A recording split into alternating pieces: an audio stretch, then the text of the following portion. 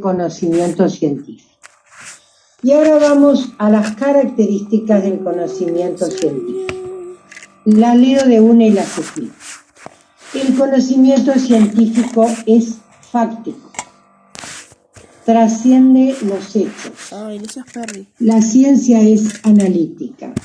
La investigación científica es especializada. El conocimiento científico es claro y preciso, es comunicable, es verificable, es metódico, es sistemático, es general, es legal, es explicativo y predictivo. La ciencia es abierta y la ciencia es útil. Como ustedes verán, son 15 características de las que vamos a pasar a hablar. La primera, el conocimiento científico es fáctico. Fáctico lo relacionamos con la palabra hechos. Parte de los hechos y vuelve hacia los hechos, ¿no? En el caso que planteábamos con la compañera, bueno, parte de una pregunta, Patricia, ¿no? Partió de una pregunta de investigación. ¿Qué valor le dan la familia o cuál es el valor que le dan las familias a la educación primaria de los hijos acorde a su contexto socioeconómico y cultural? Mirá qué linda pregunta de investigación te dije. Entonces, parto de un hecho y vuelvo hacia el hecho a ver si la hipótesis que formulé se cumple o no. Intenta descubrir los hechos como son sin su valor emocional. Plantea que hay que tener una curiosidad impersonal, desconfiar de nuestra propia opinión prevaleciente y ser sensibles a la novedad. O sea, si ustedes tienen una idea previa muy afirmada, pueden fracasar. Hace muchos años, cuando Mujica era senador, yo planteé para un examen cuando era alumna que el éxito electoral del senador Mujica estaba influenciado por su presencia permanente en la radio, en los medios. Era una estupidez tan evidente, pero cuando busqué cómo comprobarlo, no pude. En la televisión no te prestan archivos, en la radio tampoco, en los diarios aparecía mencionado más Astori que había sido su competencia aquel. Es decir, esa afirmación que cualquiera podía entender que era verdad, no encontré medios, datos para probarlo científicamente. Por lo tanto, bueno, todavía recuerdo con dolor que fue un examen. Marchamos. Tuvimos que proponer otro trabajo porque pasamos todo un verano buscando comprobar ese hecho y si bien el sentido común nos decía que era obvio, los profesores no lo aceptaron como una afirmación demostrada científicamente. Entonces, cuando buscamos, digo estos ejemplos, pues bueno, ustedes verán qué es lo que yo estudié. Cuando buscamos en 2 medios de prensa, en Búsqueda y en Brecha, cuántas veces había aparecido Mujica y su competencia que era Astori, resulta que había aparecido más Astori. Entonces, con eso quiero decir lo que dice acá, que hay que tener sensibilidad a la novedad. En otro momento dispusimos de una base de datos del Ministerio del Interior sobre la aprobación al aborto o interrupción del embarazo, antes de que se aprobara legalmente, y pensamos como alumnas que era obvio que iba a estar relacionado con la variable religión de las personas. Y era una base de datos que representaba al Uruguay entero. Bueno, cuando fuimos a asociar las variables religión y aprobación o no al aborto, bueno, esa base de datos de más de 1.500 personas no vinculaba las variables, cosa que dábamos por hechas y que dependía todo nuestro trabajo de eso. Entonces, con eso decimos que hay que dar lugar al asombro porque a veces las cosas no son como nosotros hipotetizamos que son. Partimos o producimos datos, pero deben estar vinculados a teorías. Era lo que les explicaba hoy, ¿no?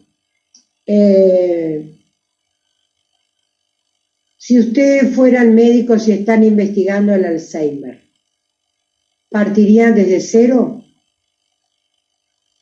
No, ¿Qué es lo primero que hacen si quieren investigar el Alzheimer y son médicos? buscaría ¿cómo que se llama? Alguna investigación que ya hayan hecho otros médicos. El factor desencadenante. O sea, ¿por qué o cómo se? Sí, pero lo que dice Melina es el punto preciso. Yo primero reviso lo que se llama estado del arte. ¿Qué quiere decir estado del arte? Es revisar todos los avances que se han hecho al respecto.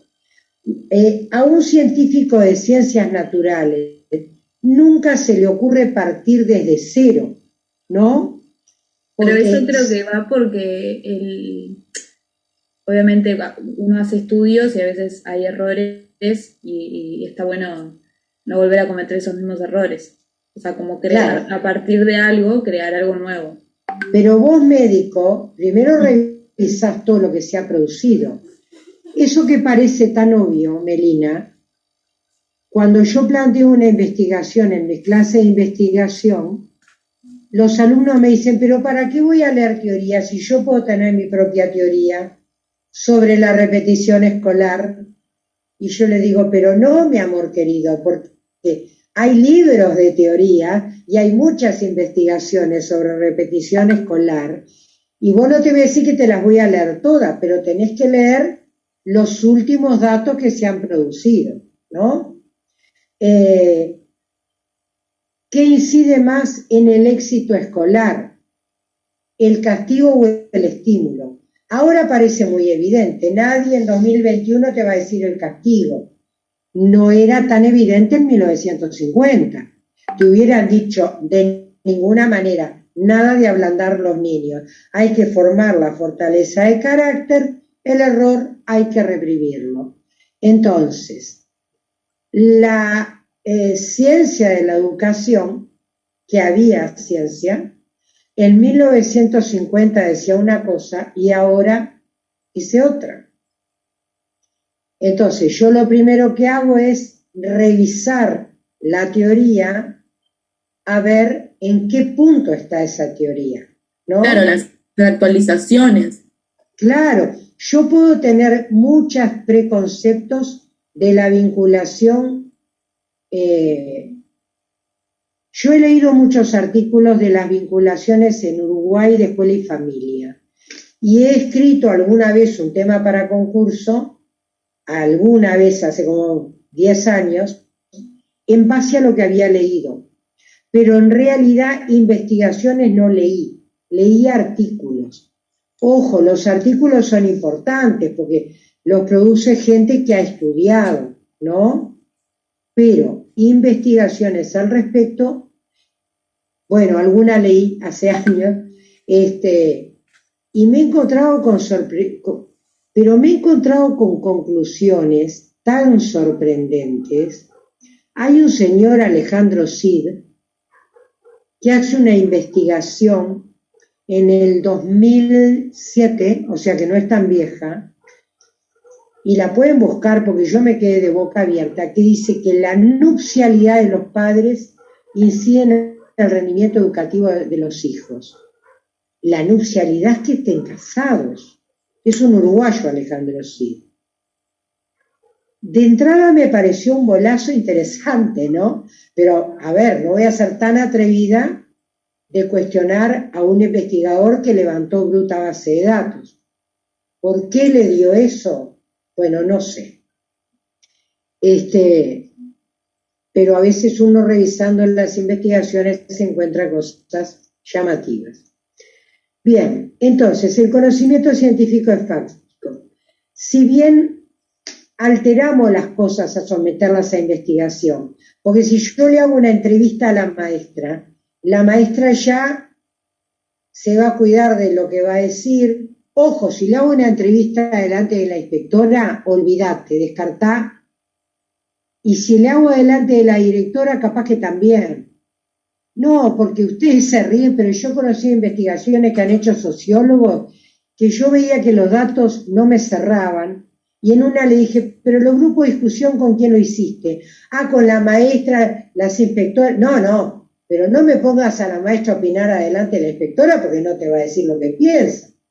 Y los sociólogos, más bien, y los sociólogos no entienden eso, te miran y te dicen, ¿por qué? No, porque el magisterio no es tu ambiente universitario, mi amor. Acá si hablamos, adelante, ¿me explico? Son ambientes distintos. Entonces, también eso incide en la ciencia.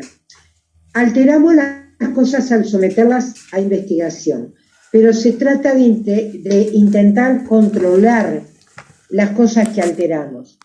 Por ejemplo, yo no puedo hacer un experimento químico con una sustancia a una temperatura y la misma sustancia a otra temperatura, no puedo comparar, ¿verdad?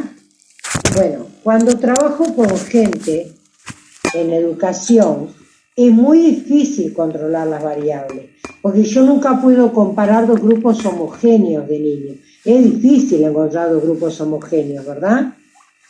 Y decir, en este voy a trabajar de esta manera y en este grupo de esta. Con gente es mucho más difícil no alterar las variables, pero bueno, tratamos de hacer ciencia así. 2. El conocimiento científico trasciende los hechos. Se descarta lo que se percibe desde el sentido común y la propia experiencia. Descartamos lo que yo decía hoy, los prejuicios. Se basan en la experiencia colectiva y en la teoría. El científico puede producir hechos para experimentar. El conocimiento científico no se contenta con describir los hechos, quiere explicarlos. A ver, una investigación sería, voy a describir las expectativas de cada familia sobre la escolaridad de los hijos acorde a su condición social. Ese es un tipo de investigación, describe.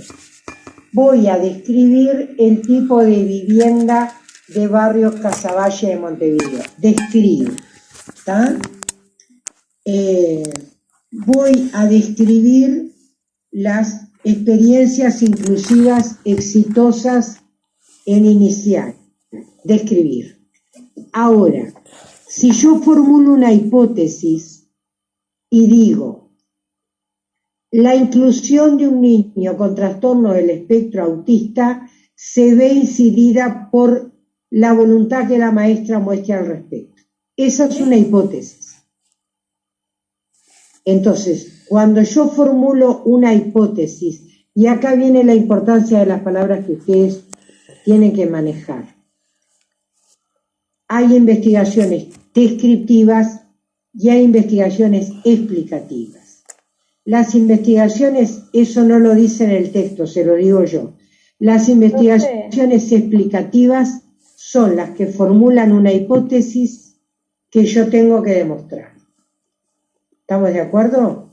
Profe, perdón, ¿cómo dijo? Descriptivas y... Las descriptivas, como dice la palabra, describen un fenómeno. Sí, por ejemplo, describo a un niño con alteración de comportamiento. Describo las alteraciones del comportamiento. Estoy inventando cualquier palabra. Las explicativas, yo formulo una hipótesis y la tengo que demostrar. Profe, están también las evaluativas, ¿no? No. Las definitorias, ¿no? No. Las investigaciones, la clasificación que yo manejo es exploratoria, descriptiva y explicativa.